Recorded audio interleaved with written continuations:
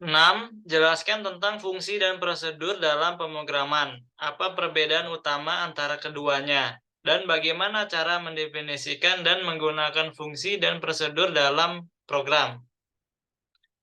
Nah, dalam pemrograman, fungsi dan prosedur adalah sebuah konsep yang penting. Keduanya itu digunakan untuk mengelompokkan serangkaian instruksi yang terkait menjadi satu unit yang dapat digunakan kembali.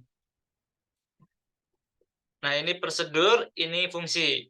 Tujuannya biasanya digunakan untuk melakukan suatu tindakan atau aksi tanpa menghasilkan nilai kembalian atau void. Sedangkan fungsi digunakan untuk melakukan suatu tindakan dan mengembalikan nilai hasil.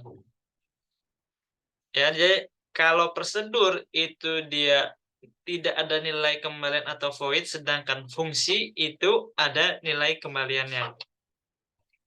Nah, antara prosedur dan fungsi itu sejauh ini hanya itu yang membedakannya. Sedangkan inputan, masukan itu sama, memiliki masukan.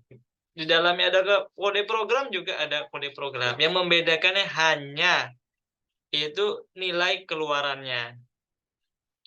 Nah, itu kalau di dalam pemrograman ditandai dengan pernyataan return. Nah, jadi kalau di prosedur tidak ada returnnya, kalau fungsi ada returnnya. Ini contohnya, print hello. Nah, hanya menampilkan output berupa hello ke layar. Sedangkan fungsi tambah misalnya, dia menghasilkan keluaran atau pengembalian nilai A ditambah B.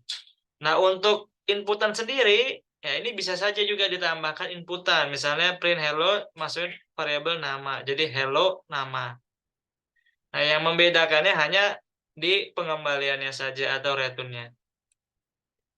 Nah, ini contoh prosedur dan contoh fungsi di dalam kode pemrograman PHP. Nah, ini ada sebuah prosedur namanya tampilkan pesan selamat, ya. Nah, ini dia hanya menampilkan saja selamat datang, ya. Ada inputan juga nama, ya. Selamat datang Sofyan misalnya. Nah, dia ketika dia dipanggil, dia bisa langsung ditampilkan. Ya, sedangkan untuk fungsi dia ada inputannya dan ada juga outputannya. Dan untuk menggunakannya harus, nah, dia terikat juga menggunakan variabel yang lain.